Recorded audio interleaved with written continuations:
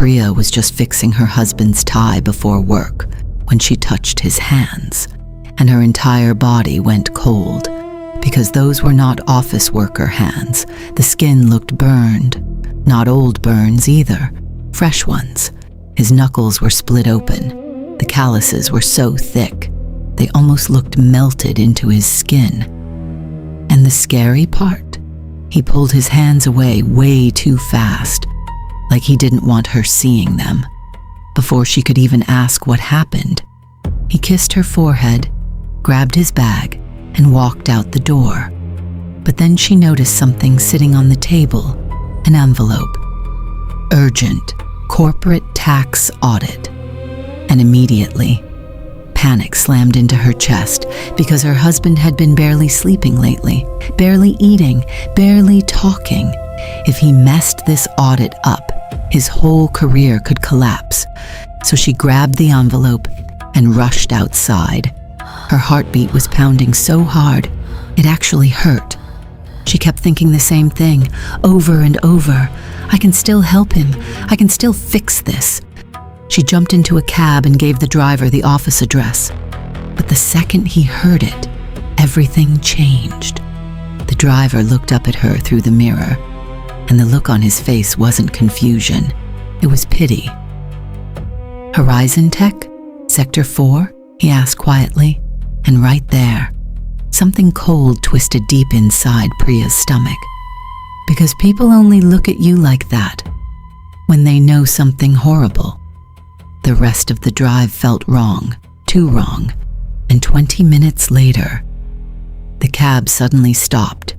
Priya stepped out, and her brain completely froze because there was no office tower, no employees, no company, just a dead, rusted building, sitting there like a grave. Her lungs literally forgot how to breathe. A man nearby noticed her shaking. Then he said the sentence that completely destroyed her reality. Madam, that place burned down 2 years ago. 2 years. Priya felt all the blood drain out of her face. Her husband left every single morning in a suit. Every morning. For 2 whole years. So if his office burned down 24 months ago, then where the hell has he actually been going? The next morning, Priya has to do the hardest thing she has ever done in her life. She has to look her husband straight in the eyes, smile, and pretend she doesn't know his entire existence is a lie. Her fingers are physically trembling as she fixes his tie. He kisses her. He tells her he has back-to-back meetings, and the absolute second that door clicks shut, she follows him. She tracks him all the way to the train station. Her pulse is hammering in her ears as she watches his sharp, expensive suit disappear into a crowded public restroom. She hides behind a pillar. She waits. 3 agonizing minutes go by. Then, the door opens. But the man who walks out isn't the executive she married. It's a stranger, wearing cheap, grease-stained clothes, a faded cap pulled down over his eyes, and he is shoving his expensive corporate blazer into a plastic grocery bag. Priya's lungs literally forget how to work. She tails this stranger through the streets until he stops in a filthy alleyway, and with exhausted, shaking arms, her husband drags a heavy, rusted food cart out onto the pavement. Suddenly, the ruined hands make sense. The exhaustion makes sense. But that is not what breaks her. What completely shatters her is watching a customer walk up, slam his fist on the metal cart, and start screaming at him. Priya's muscles instantly tense up because Rohan is proud. He's sharp. He never backs down from anyone. But right now, he shrinks. He physically folds inward, drops his eyes to the floor, and whispers, "I'm sorry, sir. I'll fix it." It physically hurts to watch. He is letting them degrade him. Then, rushing to fix the food, the wok pops. A massive splash of boiling oil shoots directly across his bare knuckles. Rohan violently jerks back. His jaw locks so hard the muscles in his face spasm. He is in absolute agony, but he doesn't make a sound. He doesn't drop the pan.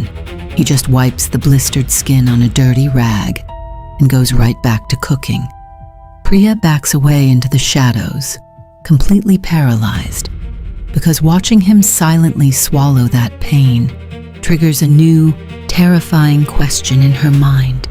If this proud man is willing to endure this much physical torture and humiliation every single day, where in God's name is all the money going? It's 2 a.m. Rohan is passed out in the bedroom. His breathing is shallow and ragged, like a man who just survived a war. Priya is standing over his leather briefcase. Her hands are shaking so violently, she can barely press her thumbs against the brass locks. Snap, snap. The sound echoes so loudly she physically flinches. She holds her breath, waiting for him to wake up. He doesn't. She lifts the heavy leather lid, and what she sees inside makes her chest completely hollow out. There are corporate folders, but when she opens them, blank printer paper, a fake plastic cell phone, a perfectly folded tie he never actually wears. It hits her all at once. Her husband is carrying around a literal box of theater props, just to maintain his dignity in front of her. But then, her fingers slide under the folders. She feels a false bottom. She pulls it up, and her stomach violently drops. Hidden underneath are thick stacks of crumpled, filthy, grease-stained street cash, and right next to the money, their joint bank ledger. Priya's hands tremble as she flips it open. Her eyes dart down the columns. Massive withdrawals, week after week, bleeding them dry, until her eyes hit the bottom line. Balance, 0. Every single rupee of their life savings, gone. Total paralyzing panic grips her throat. This isn't just about a lost job anymore. Their entire financial survival has been wiped off the map. She scrambles to pack the briefcase exactly how she found it. But she doesn't go back to bed. She just sits there, her muscles completely tense, as her terror slowly burns away into a cold, desperate resolve. Because that street cart, it isn't the end of the line. It's just the ATM. And tonight, she isn't just going to follow her husband. She is going to follow the money. That evening, Priya tails him far past the street markets, past the slums, right up to the doors of the most expensive private hospital in the city. Her blood physically turns to ice, because why would a man destroy his own body on the street just to drag crumpled cash into a place like this? She slips inside behind him, hiding in the shadows. She watches him empty his pockets. He dumps those thick, grease-stained wads of cash onto the front desk, and he doesn't look proud. He looks completely broken, like a man begging for mercy. "Please," his voice cracks. "Just count it. Is the patient awake?" The patient. That single phrase hits Priya like a physical blow.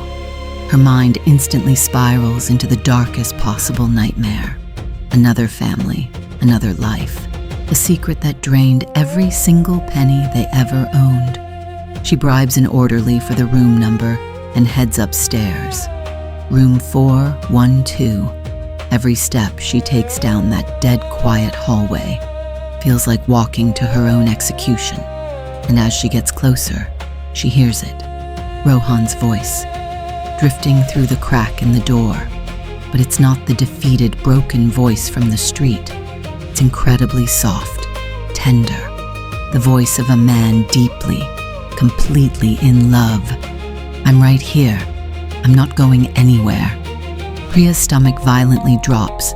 Her vision actually blurs, because now she is absolutely certain her husband gave his heart to someone else and forced her to watch him die inside.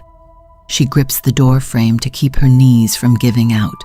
She braces herself for the ultimate betrayal, and she looks through the glass.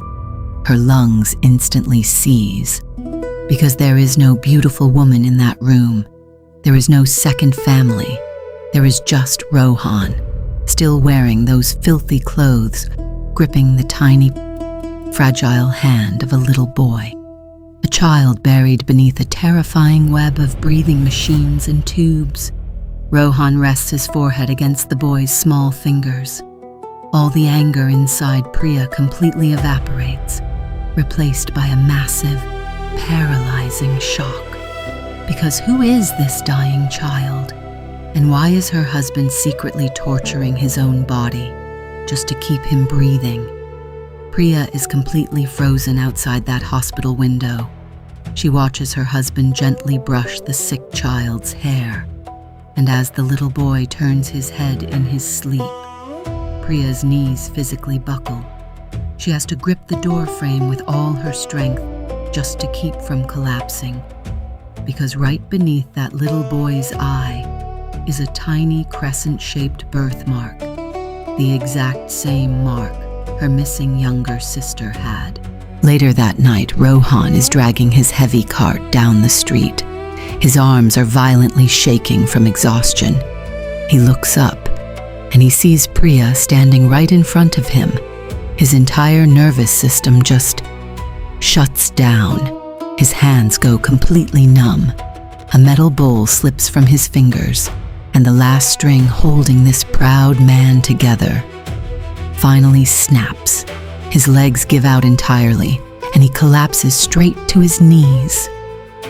"Please," his voice is completely shattered. "I can explain." He expects her to scream. He expects absolute rage. But Priya doesn't yell. Instead, she drops straight down to his level. She looks at him, her voice trembling, and whispers, "I saw him." Rohan physically flinches. He squeezes his eyes shut like those words actually stabbed him. "I didn't want you to know," he cries, "not until he was healthy." And then, the unbearable truth finally comes out. He found Priya's missing sister dying near the rail yard 2 years earlier. By the time he got her help, it was already too late. But her son was still alive, barely, and his heart was failing too. Rohan grips Priya's hand so tightly his whole body is violently shaking.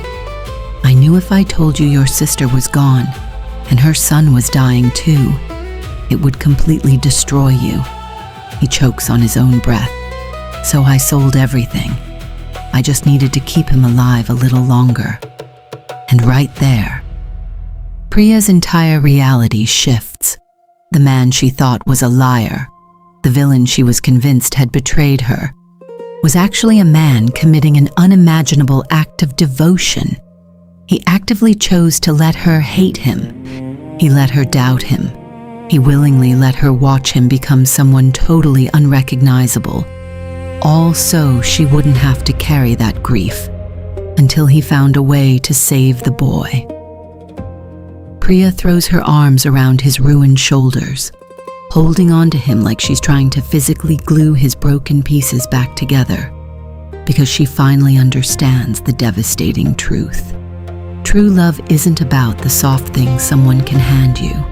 It is entirely about the agonizing silent weights they are willing to strap to their own back just so you can keep walking.